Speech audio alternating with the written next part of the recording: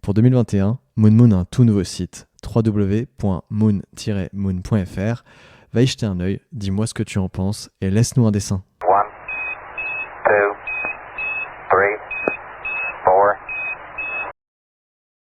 Contrevent saison 2, ça commence maintenant. Alors, non, ça va pas marcher, votre truc. Vous allez tous les deux quitter votre travail. Vous allez retourner vivre chez vos parents. Et là, vous allez vous mettre à fond et vous allez voir ce que c'est que d'entreprendre. Bon, il est gentil, mais moi, ça fait depuis mes 18 ans que je suis partie de chez mes parents. C'est pour ça que j'ai fait de l'alternance. Il est hors de question que j'y retourne maintenant. On l'a fait, en fait, on a lâché l'appart, on a lâché... moi, j'avais quitté déjà mon alternance, j'avais fini l'alternance, Jason a démissionné, et on est retournés vivre tous les deux chez mes parents, à Saint-Seb. Et on s'est dit, ça va durer 3 mois, en fait, ça a duré 1 an et demi.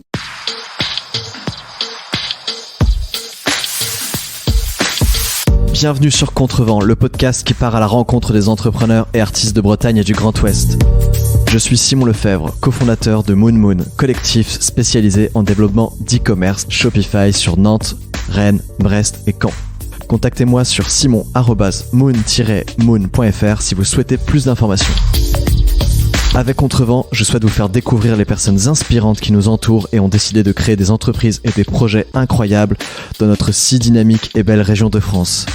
Elles et ils nous racontent comment ils ont commencé, à quel point ils ont galéré et vous donnent leurs meilleurs conseils pour vous lancer à votre tour. Avant de commencer cet épisode, si vous aimez Contrevent et souhaitez me soutenir, vous pouvez faire 3 choses très simples. 1. Vous pouvez vous abonner au podcast sur votre application d'écoute. 2. Me laisser une note et un commentaire sur Apple Podcast ou iTunes. Et enfin, suivre le compte Instagram Contrevent-podcast. Ça m'aide énormément, merci beaucoup.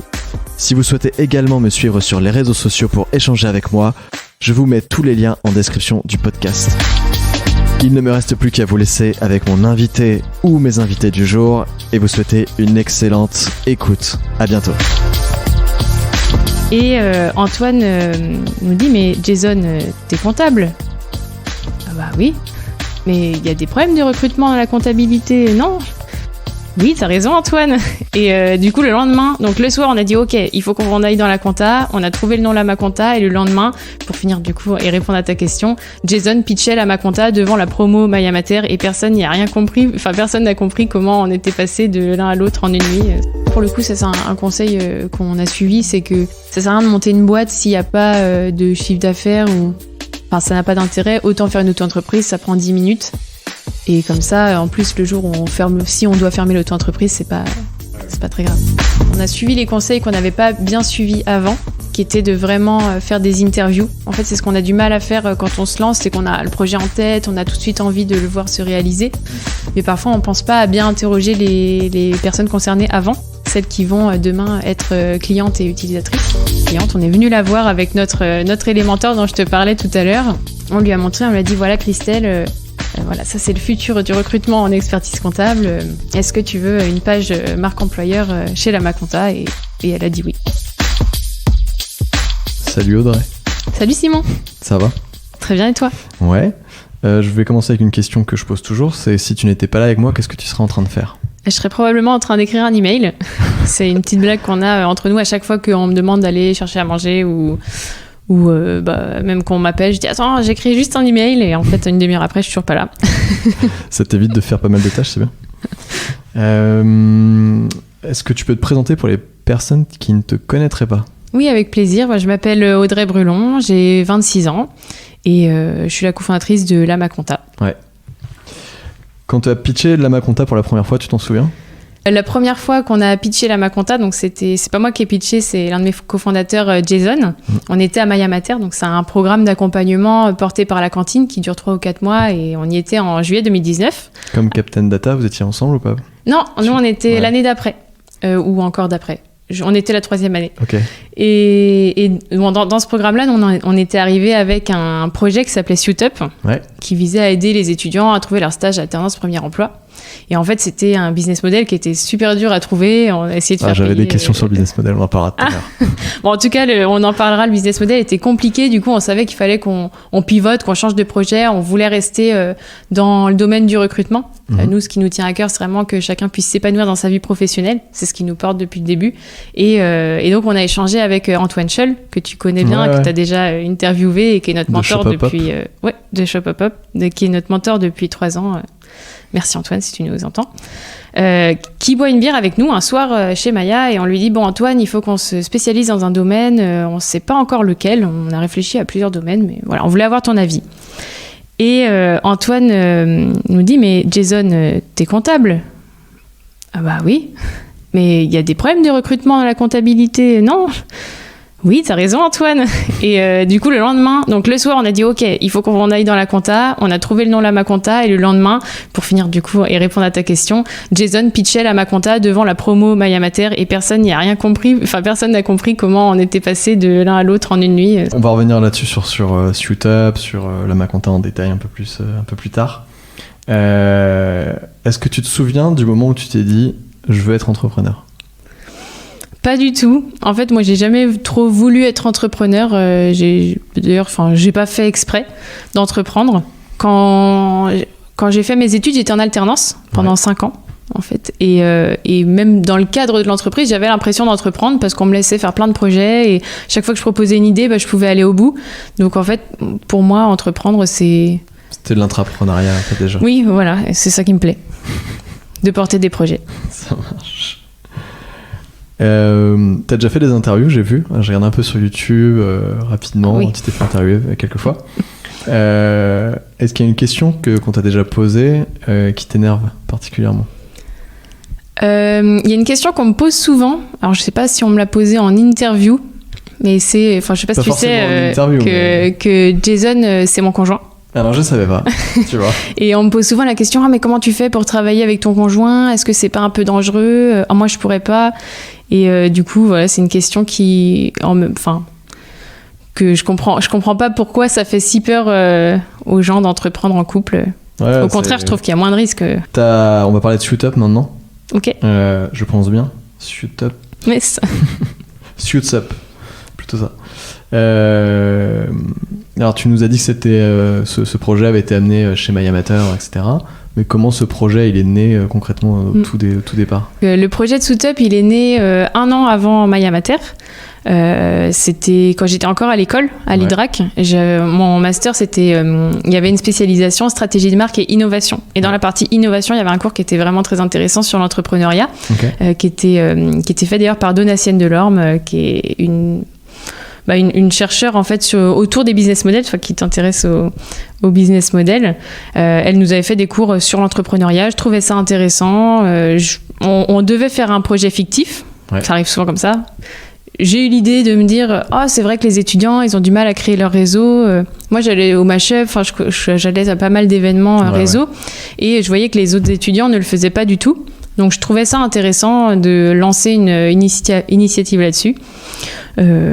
C'est pour ça que j'ai testé. Et puis après, je me suis dit, c'est quand même sympa comme projet. Donc en fait, c'était une plateforme de mise en relation entre étudiants et professionnels qu'on a mis en place avec au début un Wix, puis un WordPress et avec Jason, donc qui était déjà mon conjoint à l'époque. On a décidé de se lancer sur le projet ensemble à la fin de mon alternance, donc en septembre 2018. Ok. L'idée, c'était de créer une plateforme en fait, sur laquelle les gens mettaient leur CV et les étudiants surtout, mettaient leur CV et les boîtes allaient recruter directement sur la plateforme plutôt que les étudiants aillent démarcher plusieurs entreprises. En gros, c'est ça. Ça, c'était l'idée finale, parce qu'on est passé par plein d'idées. Et la toute première idée, c'était les professionnels qui s'inscrivaient sur une plateforme pour permettre aux étudiants de les solliciter, de faire des interviews et de pouvoir découvrir en fait les métiers. Et aussi, ça aidait bien sûr à trouver un stage. Okay. Vous avez réussi à trouver des entreprises justement que ça intéressait justement cette proposition de valeur Bah oui, mais qui n'étaient pas prêtes à payer.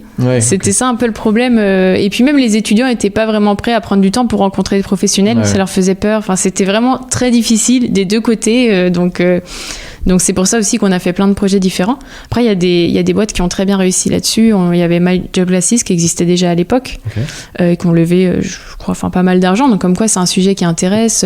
Job IRL, il y a quelques initiatives quand même qui ont continué là-dessus. Nous, avec Jason, finalement, c'était un projet qui demandait quand même beaucoup d'investissement. Côté intéresser les étudiants à leur avenir et intéresser les professionnels aux étudiants. Donc, c'était peut-être pas le projet qui nous correspondait le mieux. On a testé plusieurs choses ensuite. Et comment justement vous avez switché à ce que je viens de décrire, c'est-à-dire plutôt la plateforme où les gens s'inscrivent, etc. C'était quoi le déclic? Vous avez dit merde, ça marche pas trop. En fait, on n'a pas trop de business model. Bon, même si au final, le business model. Le business model a été compliqué. On est passé par une phase événementielle. On s'est dit, en fait, faisons rencontrer les étudiants et les professionnels directement dans un lieu qui serait pas l'école et qui serait pas l'entreprise. C'est pas des visites d'entreprise. Donc, un bar. Et en fait, on a fait un événement avec l'école l'ENC, d'ailleurs, à Nantes, qui s'est super bien passé. On a fait venir des entrepreneurs dans un bar. Une classe il y avait même 2 classes qui sont venues. On a animé, on avait prévu quelques jeux, etc. Et en fait, les étudiants se sont rendus compte qu'ils pouvaient échanger avec des professionnels naturellement autour d'une bière. Et ça a beaucoup plu, ça a super bien marché. Donc, ils étaient prêts à le refaire. Après, on s'est dit quand même que c'était difficile de faire de l'événementiel et que même si moi, dans le cadre associatif, j'aime bien en faire, j'avais pas trop envie de... C'est ton temps à faire ça, quoi. Exactement, et puis j'ai bien fait finalement, puisque aujourd'hui, l'événementiel, c'est un peu plus compliqué d'en faire. Ouais, c'est sûr. En tout cas, sur ce format-là. Oui, ça reviendra. Et toi, un des exemples de jeux que vous aviez fait pendant cette soirée ou pas? On avait fait un quiz sur les startups de Nantes pour faire connaître un petit peu les startups, les entrepreneurs. Vous aviez mélangé oui, il y avait plusieurs équipes. Et dans chaque équipe, il y avait 1 ou 2 entrepreneurs. L'objectif, en fait, au-delà de faire un jeu, c'était surtout qu'ils puissent discuter. Et c'est pour ça qu'on les a mis en petits groupes mélangés. Et il y avait quand même beaucoup de temps pour discuter, surtout. C'était ça qui était important. Et nous, on menait... Il y avait eu des présentations, évidemment, aussi de chaque entreprise. Et donc, après ça, on a réfléchi à quel est le problème aujourd'hui des stages. Parce qu'en fait, les jeunes ont du mal à trouver des stages et alternances. Comment ça se fait et qu'est-ce qu'on peut faire? Les stagiaires, ils envoient une centaine de candidatures aux entreprises. Les entreprises reçoivent des centaines de candidatures, n'ont pas le temps de les traiter. Et on s'est dit, ça fait quand même beaucoup de candidatures. Et c'est là qu'on a eu l'idée de créer plutôt une plateforme qui permettrait aux étudiants de s'inscrire directement, avec un aspect un petit peu soft skills aussi. Il y avait un intérêt à ça, puisque les étudiants ont souvent peu d'expérience. Et donc, le fait de mettre en avant ce qu'ils savent faire, c'était pertinent. Sans forcément les expériences. Et ça a super bien marché. En tout cas, en 2 semaines, on a eu plus de 500 inscriptions d'étudiants. Sans mettre de pub, rien, juste en faisant une vidéo où on se baladait à la cantine, parce qu'on était à la cantine à l'époque. Vous êtes dehors aussi. Oui, tu l'as vu. On a bien rigolé. Et ça a bien marché côté étudiant. Mais pareil, du côté entreprise, personne n'était prêt à payer pour trouver ses stagiaires. Donc, le business model était encore compliqué. Il aurait fallu avoir beaucoup de monde sur la plateforme pour que ça marche, probablement lever des fonds et du coup, on a laissé un peu le projet. Enfin, c'est pas qu'on l'a laissé le projet, c'est qu'on a pivoté vers la Maconta assez rapidement et ça nous a plus intéressé. Parce qu'à ce moment-là, du coup, sur la fin du projet de Sweetup, vous étiez encore chez MyAmateur, mais MyAmateur, c'est sur plusieurs mois, voire même plusieurs années, 1 an et demi. Oui, non, c'est... Vous étiez à quel processus de MyAmateur quand vous avez commencé à passer sur c'est vrai Maconta? Au tout début, on avait fait Pépite. Je l'ai pas dit, en septembre, on a commencé par l'accompagnement de Pépite. Vous avez fait tous les accompagnements possibles du monde, quoi. Quelques-uns. Et c'était super structurant, d'ailleurs. Ensuite, on est arrivé à la cantine. On est resté 2 ans et demi à la cantine. Et entre-temps, on a fait MyAmateur pendant 4 mois. Donc, c'était sur la 3e édition. Donc, ça a duré 4 mois. Et aujourd'hui, récemment, on a été sollicité pour venir faire un retour d'expérience avec ceux qui se lancent aujourd'hui. Mais quand vous étiez à la cantine, c'était complètement décorrélé du fait que vous étiez chez MyAmateur. C'était juste vos bureaux qui étaient là-bas, quoi. Oui, c'est ça. D'ailleurs, on est revenu à la cantine qu'après. En fait, on avait arrêté parce qu'on travaillait à MyAmateur. C'était dans une école à côté de Saint-Félix. C'était super sympa. Et pour parler de Pépite, parce qu'on en parle de temps en temps sur le podcast, qu'est-ce que tu viens de dire que c'était structurant, donc c'est plutôt positif. Mais c'est quoi ton retour d'expérience par rapport à ça? Est-ce que tu conseillerais aux gens qui nous écoutent peut-être d'aller démarcher Pépite pour peut-être se faire accompagner par eux. C'est quoi le Oui. principe exactement? Est-ce qu'ils financent une partie ou c'est juste de l'accompagnement? Pépite, c'est juste de l'accompagnement. Il n'y a pas de financement. Après, ils peuvent mettre en relation avec des financeurs si besoin. En fait, c'est plutôt un programme qui est prévu pour les étudiants et les jeunes diplômés. Moi, quand j'ai fait Pépite, je venais juste d'être diplômée. Donc c'était le bon point. Ils ont 2 accompagnements, un pour les étudiants où tu peux faire en gros ton stage de fin d'année, je crois, en même temps de faire Pépite, donc c'est super intéressant. Ça permet d'entreprendre en faisant son stage, ce qui est plutôt sympa. Et le programme, je sais plus exactement, Booster ou quelque chose comme ça, qui permet... j'ai plus le nom en tête, en tout cas, c'était un programme où on est vraiment à fond dans le projet, il n'y a pas de cours à côté.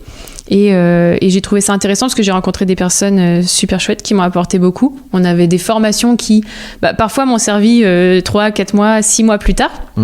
En tout cas, j'avais toujours gardé ça. Et puis l'accompagnement aussi. Moi, je sais qu'il y a plein de conseils que j'ai pas du tout suivis à l'époque et que j'aurais dû suivre. Quand tu finis tes études, t'as déjà commencé plus ou moins à lancer Suitup, c'est ça? Oui, parce que Suitup, on a commencé en septembre 2017, en fait, le projet fictif à l'école, et on a vraiment décidé de se lancer en juin 2018. Et ça s'est passé comment, justement, ce passage dans le grand bain, quoi, tu vois, de se dire, ok, on essaye de lancer une boîte. Comment ça s'est passé dans votre tête? Est-ce que vos proches, comment ils ont réagi? Oui, c'était assez marrant. Moi, je me disais, bon, l'idée est cool, on va tenter. Je suis allée voir, du coup, un de mes profs, Prash, pour lui dire, bon, Prash, est-ce que vous avez des conseils à me donner pour entreprendre? Et il m'a dit, oh, moi, faut pas me demander à moi, faut demander à des vrais entrepreneurs.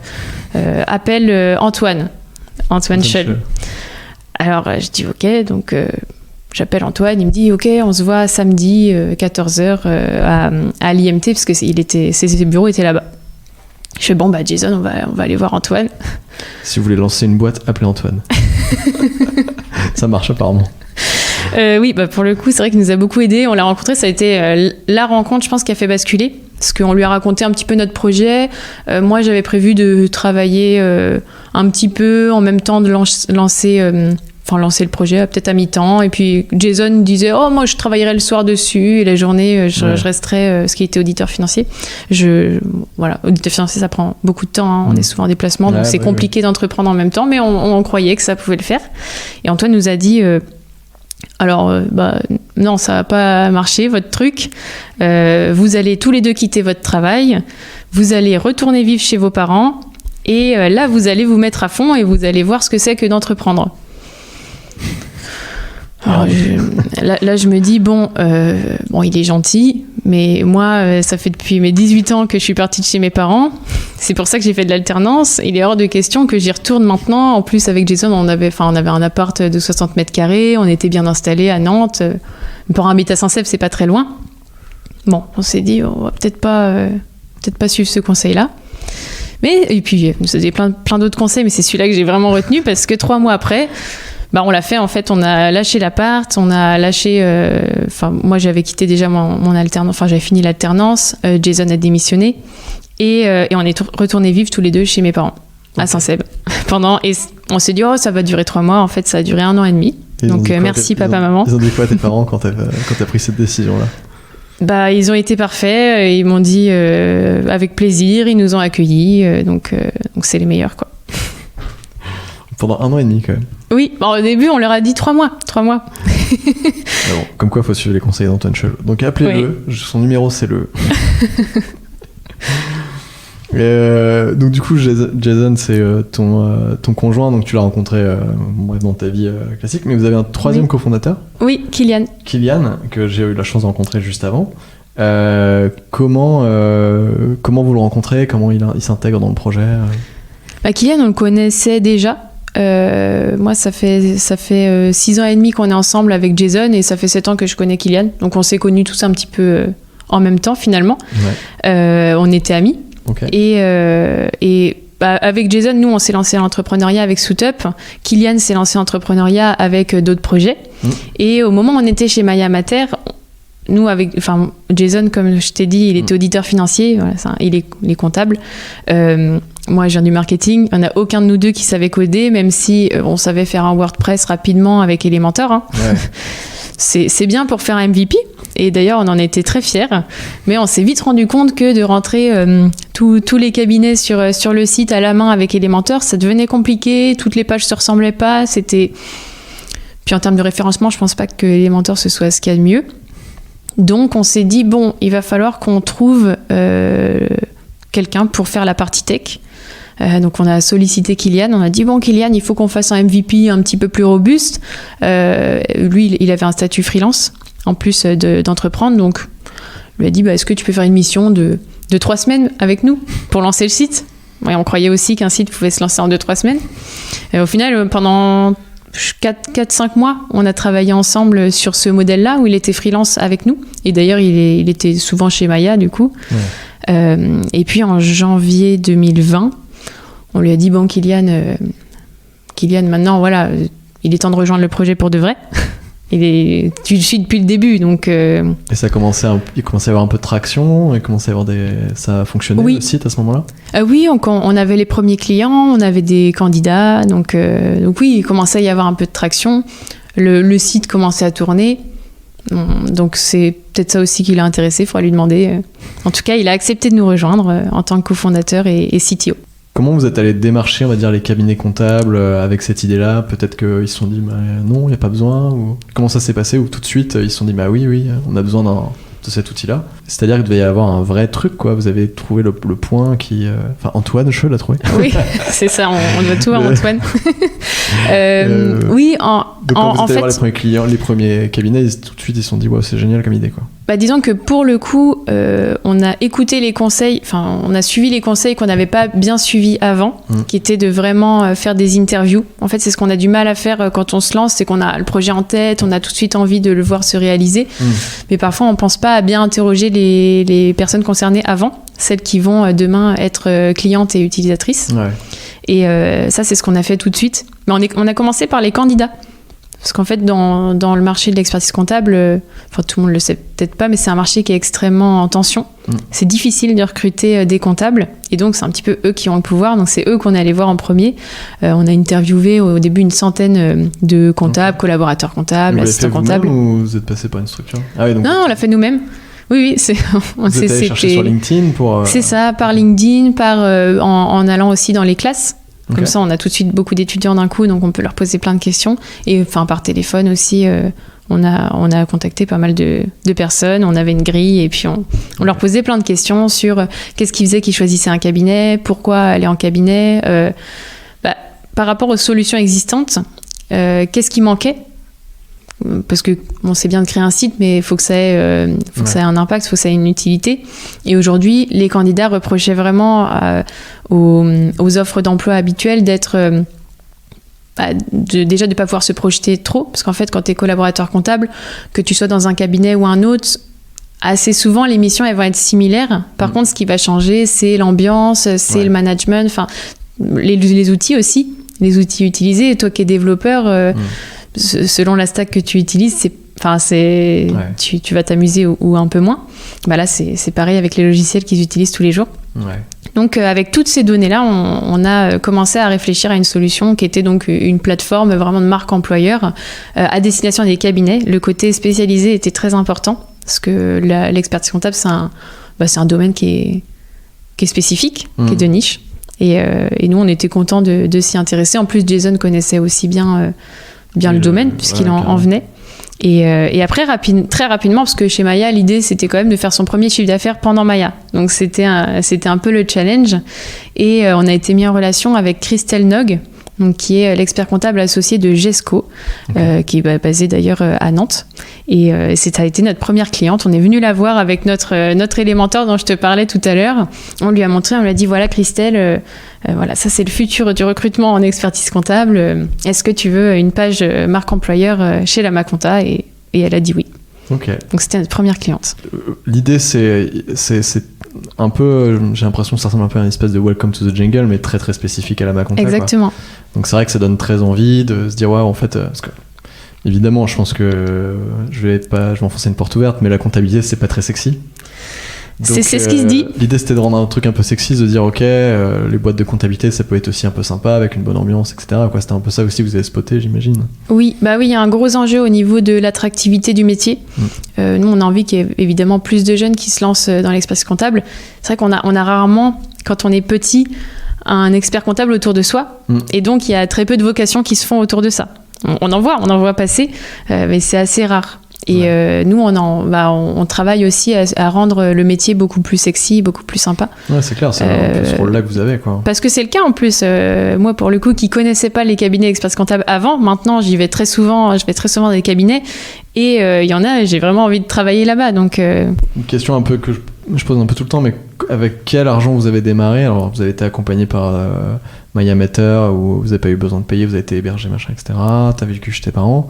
Mais est-ce que vous avez eu besoin de lever des fonds, ou est-ce que c'est le site qui s'est autofinancé au démarrage? Comment vous avez fait pour payer le développement? Peut-être Kylian au démarrage d'ailleurs? Oui, exact. La première chose déjà, c'est le premier financeur de start-up, je pense que c'est Pôle emploi. Ouais. Donc on en a bénéficié, merci Pôle emploi. On en a bénéficié pendant assez longtemps. Ce qui nous a permis aussi de pouvoir rapidement recruter, d'abord en stage. On a eu un premier stagiaire assez rapidement. Là, maintenant, on est une équipe de 8. Pour les financements, on est aussi allé voir la banque pour avoir un premier prêt, puis 2 prêts. Et là, aujourd'hui, on réfléchit à cette histoire de levée de fonds. C'est quelque chose d'intéressant parce qu'on a vraiment besoin, on est en croissance, on a besoin de se développer plus. C'est une question un peu plus très spécifique avec le contexte actuel de la crise, etc. Mais quelle place la crise sanitaire a eu dans la boîte? Est-ce que ça a changé des choses dans votre façon de fonctionner, ou même sur votre peut-être croissance, tu vois, je sais pas. Alors nous, on a créé la société en février du coup 2021. Donc le Covid est arrivé. 2020, tu veux dire? On est en 2021. Oui. 2020. En février 2020. Et le Covid est arrivé juste après. En fait, depuis qu'il y a le Covid, moi j'ai perdu 1 an. Et en fait, tout ce que je dis, à chaque fois, il y a 1 an qui disparaît. Donc c'est pour ça, c'est faux. Donc on a été créé juste à ce moment-là. Alors déjà que c'était la période fiscale, ce qui est quand même pas évident puisque les comptables sont très occupés pendant cette période fiscale qui se termine en mai-juin. Donc c'était déjà pas le meilleur moment pour nous de se lancer. Et en plus le Covid qui a fait qu'on était tous en télétravail. Nous on venait d'embaucher notre premier stagiaire. On n'avait jamais fait de management. Alors imagine le management en télétravail. On s'est dit oh là là. En plus c'était un jeune de première année. Donc on s'est dit bon, on va voir. Et en fait, ça s'est super bien passé parce qu'il était hyper autonome. Lucas, il faisait la com, on était en visio, ça se passait super bien. Donc sur cette partie-là, une bonne surprise. Sur la partie business, du coup, ce mois-là, on a plutôt fait des partenariats avec des logiciels, ce qui a été vraiment très enrichissant puisqu'aujourd'hui, on est encore en relation avec eux et on s'entend super bien. Et après, on a réussi à reprendre le business à la fin de la période fiscale et quand tout le monde s'est un petit peu habitué au Covid et au fait d'être en télétravail, parce que les cabinets d'expertise comptable n'étaient pas les plus habitués au télétravail et à la dématérialisation. Donc ça a été aussi un gros sujet pour eux. Okay. Le recrutement passant un peu après. Et là, ça y est, c'est revenu... La normale. Oui. Qui a eu l'idée du nom de votre mascotte qui est Lama Scott? Je trouvais ça très, très drôle. Alors le lama déjà c'est drôle, ça vient de Maya. En fait chez Maya nous on s'appelait Soutup, il y avait d'autres projets et on se disait et on avait un lama qui est derrière moi. Okay. C'est ce lama là en poster et on le trouvait marrant et on s'était dit ce serait marrant qu'il y ait une boîte qui s'appelle Lama. Et comme 1 semaine après ou 2 semaines après, on a changé de business et qu'on devait se trouver un nouveau nom, on s'est dit tiens, on va reprendre le Lama. Et puis là, j'ai sorti Lama Compta. Et après, la mascotte, Scott, Lama, c'était, je sais plus si c'était mon idée ou peut-être celle de Jason. En tout cas, voilà comment est venu le Lama. Parce que j'ai vu un de tes interviews où tu réponds aussi, il te pose la question pourquoi le lama. Ah oui. Il va trouver ça sympa les lamas et comme la compta c'est un peu chiant, et on a. Ah oui, tu veux le.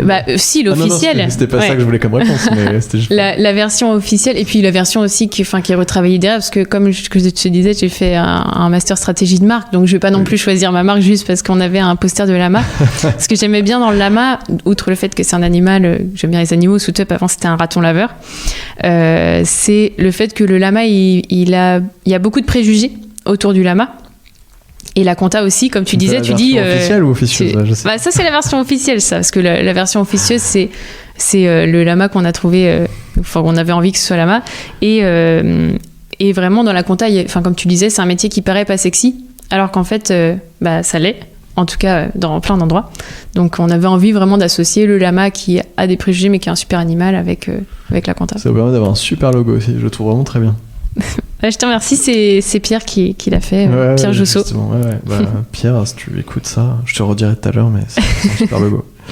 Là, on va parler un peu de... Tu as aussi une position de vice-présidente à la Jeune Chambre économique de Nantes Métropole Sud-Loire. Oui. Il n'y a pas plus long comme nom, je pense. Oui. Est-ce que tu peux nous expliquer ce que c'est et ton rôle là-bas ? Oui, alors en effet, c'est vrai que la Jeune Chambre économique de Nantes Métropole Sud-Loire, c'est un petit peu long. Moi, j'étais obligé de regarder mes notes, parce que sinon... Je comprends. Entre nous, on dit JCEN-MSL. Oui, c'est vrai que c'est plus simple. Mais il faut un peu de temps pour s'y habituer, en effet. Donc, la Jeune Chambre économique, c'est une association qui est mondiale, qui est internationale. Okay. C'est vraiment un chouette mouvement et qui a un impact vraiment local. Voire hyper local, puisque à Nantes, on a même 2 jeunes chambres, la Jeune Chambre de Nantes, et nous, du coup, on a la Jeune Chambre de Nantes Métropole Sud-Loire. Et notre objectif, c'est d'avoir un impact positif sur les territoires en menant des actions. Donc là, par exemple, pendant le confinement, j'ai participé à une action qui s'appelait Solidareuser et qui visait à aider les commerces de Rezé à s'en sortir avec l'achat de masques, de protection, etc. Donc on les a vraiment accompagnés là-dessus. Il y avait aussi Solidarissime à ce moment-là, qui était une carte qui permettait de regarder tous les commerces qui étaient ouverts pendant le confinement. Okay. Mais on fait aussi des actions comme le World Cleanup Day, en septembre. Ah oui, c'est la journée où tout le monde part ramasser peut-être des déchets. Les déchets, ouais, exactement. C'est ce genre. En fait, non, toutes nos actions. J'ai vu que tu avais été en Nouvelle-Zélande faire du. T'étais jeune fille au père en Nouvelle-Zélande, non ? Oui. Ouais, ça vient de là parce que je sais qu'ils le font en Australie, en Nouvelle-Zélande. Enfin, ça c'est très ancré dans la. Ça vient pas là, visiblement, mais c'est très ancré en tout cas dans la culture là-bas. De faire une journée par an où toute la boîte va sur les plages ou vont sur les plages ou je sais pas où. Ah en réalité je sais pas du tout d'où ça vient, je sais que c'est mondial, mais je fais pas partie de cette commission, donc je connais pas toute l'histoire. J'y ai participé en tant que participante, à ramasser les déchets. Par contre j'ai pas participé à toute l'organisation, parce qu'en fait à la Jeune Chambre on fonctionne par commission. Tous les ans il y a 3-4 commissions qui mènent un projet.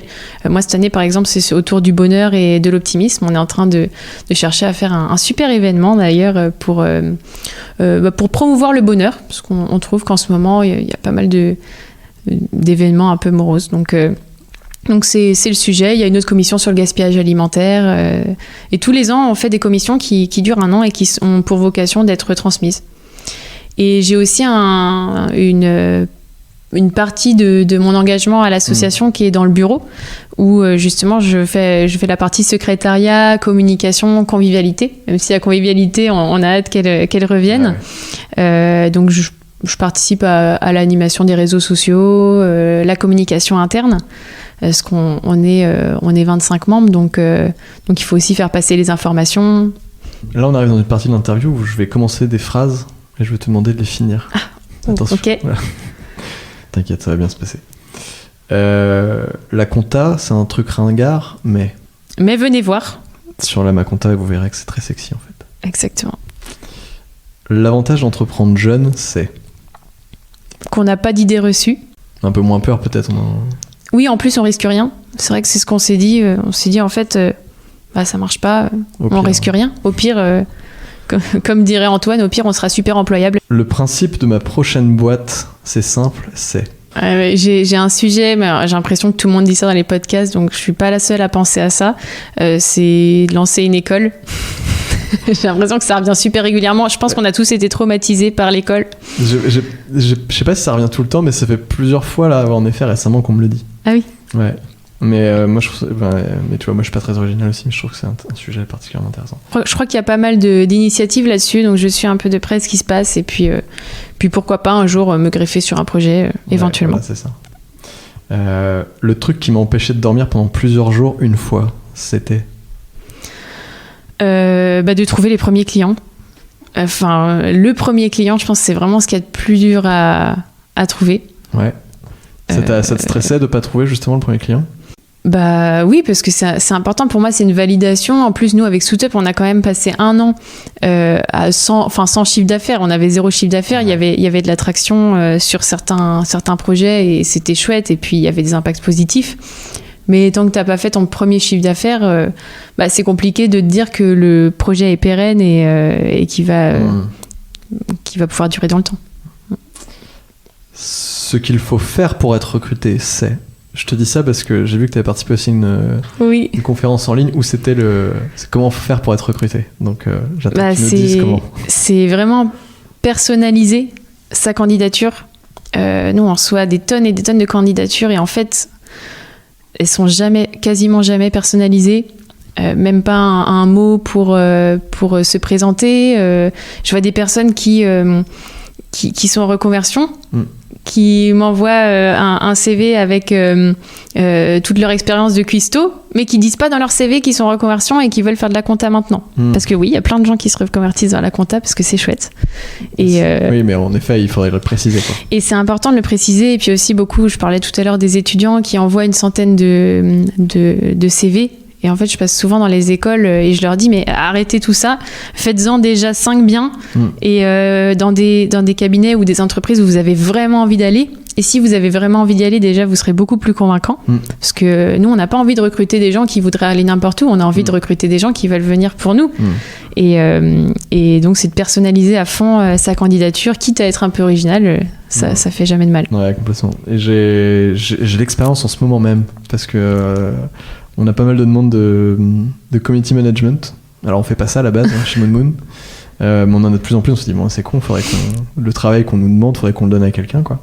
Donc on cherchait un freelance community manager. Donc j'ai fait une annonce sur LinkedIn. J'ai eu plein de CV, plein de trucs qui sont arrivés, et en effet, j'étais hyper étonné.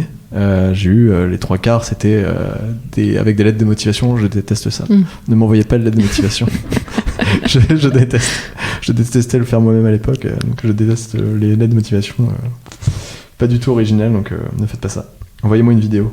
Bref, je digresse. Ouais, c'est bien vu sur ce sujet de la communication. En effet, si tu veux être community manager, fais un post. Ouais. Mais même, et montre-moi ce que tu as fait en fait. Oui. Mais j'ai une personne qui hier justement m'a envoyé un mail en disant bon, je pense que tu t'en fous de mon CV machin, voilà ce que j'ai fait, tu vois. Et je fais ouais, voilà, tu vois. Ça m'a c'est juste cool. envoyé les liens, des trucs et tout. Ça parlera plus que que je t'envoie un CV ou une machin. Je fais oui. Et je lui ai répondu. Je fais ouais, c'est cool. Donc oui, clairement ça permet de se différencier, vous voyez. Ouais, vous embêtez pas. Vous embêtez pas à faire des CV et des lettres de motivation. Enfin, peut-être en compta, il faut des CV quand même. Le CV, c'est bien pour se baser sur l'expérience. Et puis c'est vrai qu'en compta, on va peut-être moins faire un post Facebook, quoique, ou une vidéo, c'est toujours le bienvenu. Dans tous les cas, si vous faites un CV, déjà, écrivez ce que vous cherchez. Et si vous cherchez un stage, dites quelles sont les dates et voilà, combien de temps ça dure, etc. Oui, et puis pourquoi vous voulez aller dans cette boîte-là. Ça, c'est assez important. Une fois, j'ai eu le syndrome de l'imposteur. C'était... je sais pas si c'est un syndrome de l'imposteur, mais c'est vrai que quand je fais des pitchs, je suis jamais très à l'aise. Et franchement, quand je me retrouve sur la scène avec le micro, c'est vraiment très difficile pour moi de... C'est quand la dernière fois que tu l'as fait au prix Edia. C'était un prix organisé par l'IDRAC, qui est mon ancienne école, et c'était à Lyon. Et en fait, c'était le pire pitch de ma vie. Je suis très triste qu'il soit sur YouTube. Je l'ai pas trouvé, déçu. Tant mieux. Et j'étais pas du tout à l'aise. Pourtant, j'avais bien travaillé mon texte. Et en fait, j'ai beaucoup de mal à apprendre des choses par cœur. Ouais. Donc, le fait de faire un pitch par cœur comme ça sur scène, c'est jamais agréable pour moi. Mon meilleur souvenir dans l'aventure Lama Compta, c'est... Je pense que l'événement fou, c'est quand quand Christelle a décidé de nous faire confiance en tant que première cliente. Ça, clairement, je pense que ça a été décisif et c'est un très très bon souvenir pour le coup. C'est notre premier chiffre d'affaires. Pour la première fois, on avait réussi à vendre quelque chose et puis à apporter de la valeur avec notre projet. Et ton pire souvenir dans l'aventure, c'est ? Je pense que ça a été quand on a appris qu'il y a eu le Covid. Clairement, nous, on venait de se lancer. on commençait à se faire connaître. On avait déjà quelques clients, même si on venait de créer la société en tant que telle, on avait déjà un petit chiffre d'affaires. Et le fait que tout s'arrête, on pouvait plus appeler personne parce que forcément tout le monde était en télétravail, tout le monde n'avait pas forcément de portable pro. Donc là, ça a été très compliqué. Et puis en plus, ce qui n'aidait pas, c'est qu'avec Jason, on était partis de chez mes parents à cette époque-là, et donc on avait un appartement de 26 mètres carrés à 2, assez sombre. Et du coup, de vivre le confinement comme ça, c'était assez compliqué. Okay. Je rebondis sur ce que tu viens de dire. Vous aviez commencé à faire du chiffre d'affaires avant de créer la boîte. Oui. Vous aviez du coup une auto-entreprise ou quelque chose comme ça? C'est comme ça que vous jouez? Oui. Ok. C'est ça. C'est un sujet qui peut intéresser les gens, c'est pour ça. Oui, en fait, là pour le coup, ça c'est un conseil qu'on a suivi, c'est que ça sert à rien de monter une boîte s'il n'y a pas de chiffre d'affaires ou... Enfin, ça n'a pas d'intérêt. Autant faire une auto-entreprise, ça prend 10 minutes. Et comme ça, en plus, le jour où si on doit fermer l'auto-entreprise, c'est pas très grave. Complètement. Très bien, c'est un conseil que j'ai donné il n'y a pas longtemps, donc c'est bon, on a la même vision des choses. Là, on arrive à la fin de l'interview, et je vais te poser mes 8 dernières questions que je pose toujours à tout le monde. La première, c'est si les gens trouvent notre échange intéressant, où est-ce qu'ils peuvent te retrouver ton actualité, etc. Sur LinkedIn. Je suis beaucoup sur LinkedIn. Ok. Sur Twitter aussi un peu. Oui, mais pour le coup, les messages, je suis plus ceux de LinkedIn. Okay. Bon, je réponds quand même aux messages Twitter, mais il y a des chances que je le vois un peu après. Ok, ça marche. Si j'étais un journaliste et que je te demande c'est quoi ton actu, tu me réponds quoi? Mon actu, c'est une actu qui arrive bientôt, le lancement de la V2 de la Maconta, sur laquelle, d'ailleurs, quand t'es arrivé, on travaillait encore dessus. On en est très fiers et on a hâte que vous puissiez la découvrir. Ça sort quand? Courant septembre. Ah oui, d'accord. Courant septembre, logiquement. Il y a un peu de temps. Oui, il y a encore un petit peu de temps. En fait, il y a beaucoup... Enfin, nous, on en voit le bout, mais c'est le temps aussi de faire tous les tests et... Ouais, complètement. Et de aussi le montrer à nos clients. C'est quoi l'outil qui te fait gagner le plus de temps au quotidien? Pipedrive. Ok. Pipedrive. En réalité, j'avais préparé cette question, j'avais écouté tes podcasts et je me suis dit, oh là là, il y a plein d'outils que j'adore. Et vraiment, Pipedrive, c'est mon CRM préféré. C'est quoi ton rêve? J'ai un rêve, je sais pas s'il se réalisera un jour, mais j'aimerais bien être digital nomade. Ok. En fait, j'ai entendu ce mot un jour à un mashup. Mashup m'a apporté beaucoup dans la vie. C'est peut-être ça qui m'a poussé à entreprendre d'ailleurs. Et le thème c'était digital nomade, je savais pas du tout ce que ça voulait dire. Et en fait, quand j'ai découvert qu'on pouvait voyager et travailler, je me suis dit mais c'est formidable. Donc voilà, mon rêve ce serait peut-être de faire ça plus tard. Je pense. Tu sais que Crisp, la boîte elle a tourné pendant 2 ans où ils étaient. Ouais, Crisp, ils sont incroyables, Crisp. Peut-être qu'il n'y a que eux qui peuvent faire ça. Je crois que Stripe ils font ça aussi. Je crois qu'il y a une grosse boîte américaine où ils font ça. Ouais, il y en a de plus en plus qui font ça et je pense qu'aujourd'hui nous on n'est pas assez organisés pour le faire, mais peut-être plus tard quand on aura une plus grosse équipe. Ouais. Si tu devais te tenir une conférence TED, ça serait quoi le titre? Ce serait quoi le titre? Alors je sais pas ce que serait le titre. Mais en tout cas, j'aurais envie que ce soit autour du sujet de si on donne, on reçoit toujours derrière. Okay. Et en fait, je pars du principe que c'est bien de soit donner de son temps, soit aider quelqu'un. Et même sans rien attendre en retour, puisque derrière, ça va nous revenir d'une façon ou d'une autre. En tout cas, par la même personne, d'ailleurs. Oui, en tout cas, moi, ça m'a toujours beaucoup apporté de faire ça. Ok. Qui me recommanderais-tu d'inviter sur ce podcast ? Je pense que tu pourrais interviewer Quentin Georget de Capsens. Il a créé une société pour l'aide à la gestion des OKR dans le cadre d'une levée de fonds. Okay. C'est super intéressant. Et avant, il était aussi cofondateur de Bicast. Ah oui. Voilà, c'est quelqu'un qui est très chouette, qui nous a aidés aussi.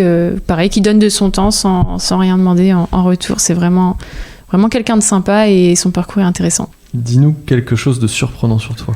Je sais pas si c'est surprenant, mais en tout cas, je passe une grande partie de ma journée à chanter.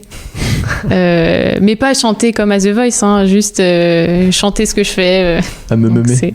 Oui, c'est ça. Si on associe Audrey au mot contrevent dans une phrase, ça t'inspire quoi? Je pense que là où on est à contrevent, c'est avec la Maconta par le marché qu'on adresse.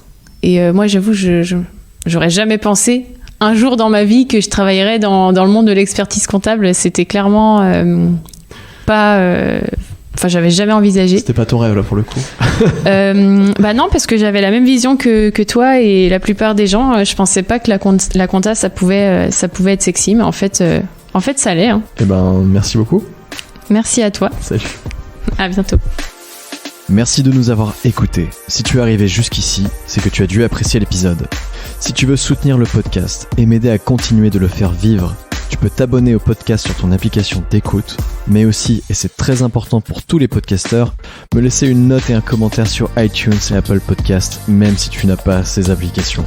Ça m'aide vraiment beaucoup. Viens également me dire ce que tu as pensé de l'épisode en message privé sur Instagram, contrevent-podcast. Je réponds à tous les messages. Si vous voulez retrouver mon invité et suivre son actualité, retrouvez tous les liens évoqués dans cet épisode en description du podcast. Enfin, n'oubliez pas d'aller écouter le podcast Les Growth Tech, GROWTH espace TECH, et de vous y abonner. C'est un podcast qui mêle humour et actualité startup, dans lequel je suis accompagné par une équipe de talents. Je te souhaite une bonne journée ou une bonne soirée. On se retrouve dans 2 semaines. Kenavo. Bye. Ciao.